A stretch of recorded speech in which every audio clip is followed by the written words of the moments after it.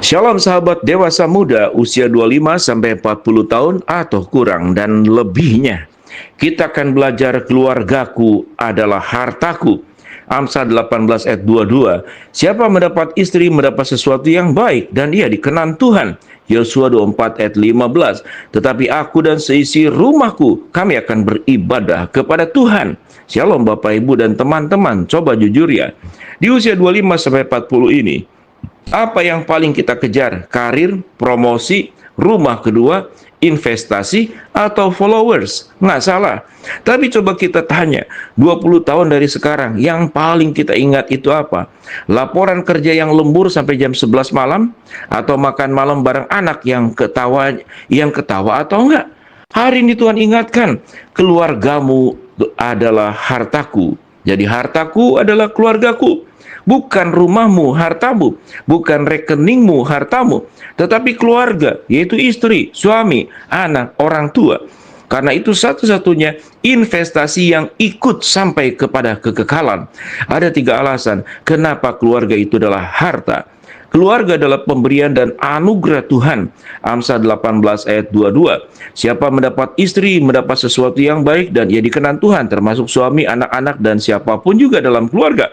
Pasangan dan anak bukan kebetulan, itu titipan Tuhan. Di tengah dunia yang bilang nikah itu ribet, anak itu beban, Alkitab bilang itu sesuatu yang baik. Kata baik itu artinya indah, berguna, menyenangkan hati Tuhan. Masalahnya, kita sering anggap remeh yang gratis, air, udara, keluarga. Kita baru sadar berharga pas mau hilang. Pertanyaannya, kapan terakhir kita bilang, terima kasih Tuhan untuk keluargaku? Keluarga adalah ladang pelayanan pertama. 1 Timotius 5 ayat ke-8. Tetapi jika ada seorang yang tidak memelihara sanak keluarganya, apalagi seisi rumahnya, orang itu murtad dan lebih buruk dari orang yang tidak beriman. Tegas banget itu Paulus. Sebelum melayani gereja, sebelum jadi pemimpin, sebelum bangun bisnis, pelayanan pertama kita adalah di rumah. Suami melayani istri dengan kasih, seperti Kristus mengasihi jemaat. Efesus 5 ayat 23. Istri menghormati suami, orang tua mendidik anak di dalam ajaran dan nasihat Tuhan. Kalau rumah berantakan, pelayanan di luar itu munafik.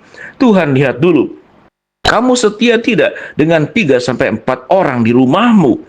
Yang ketiga, keluarga adalah warisan rohani.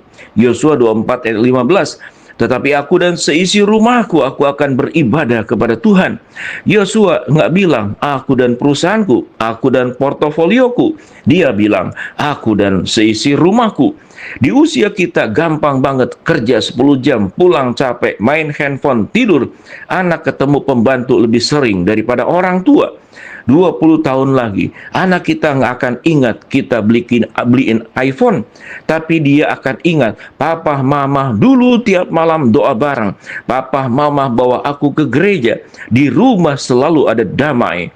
Ulangan 6 ayat 6-7. Apa yang kuperintahkan haruslah engkau mengajarkannya berulang-ulang kepada anak-anakmu. Warisan terbesar bukan harta, tapi iman. Bagaimana aplikasi praktisnya? Oke.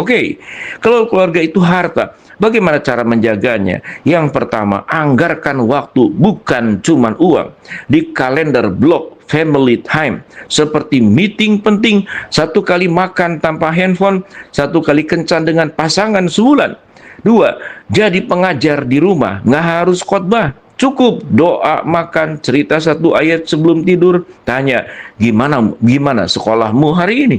Ketiga, perbaiki rekening emosi. Tiap hari deposit 1 pujian ke pasangan, 1 pelukan ke anak, 1 kata maaf kalau engkau salah. Jangan cuma narik, komplain, marah, lalu diem-dieman. Penutup dan doa. Teman-teman, dunia akan terus nawarin kita harta lain, karir, uang, pengakuan. Tapi di akhir hidup, kita nggak akan nyesal karena kurang kerja. Kita akan nyesal karena kita kurang di rumah. Mari kita putuskan hari ini, seperti Yosua, aku dan seisi rumahku kami akan beribadah kepada Tuhan. Nyanyikanlah doa seperti ini. Bapa di surga, terima kasih untuk keluarga yang kau percayakan. Ampuni kami yang sering mengutamakan pekerjaan dan mengabaikan rumah. Ajari kami untuk jadi suami, jadi istri, jadi orang tua yang Tuhan mau. Pulihkan hubungan yang retak. Jadikan rumah kami mesbah doa dan tempat kasih-Mu tinggal. Kami serahkan keluarga kami ke dalam tangan-Mu. Dalam nama Tuhan Yesus. Amin. Kalimat untuk dibawa pulang. Kamu bisa gagal di dalam banyak hal dan tetap sukses asal kamu berhasil di rumah. Shalom.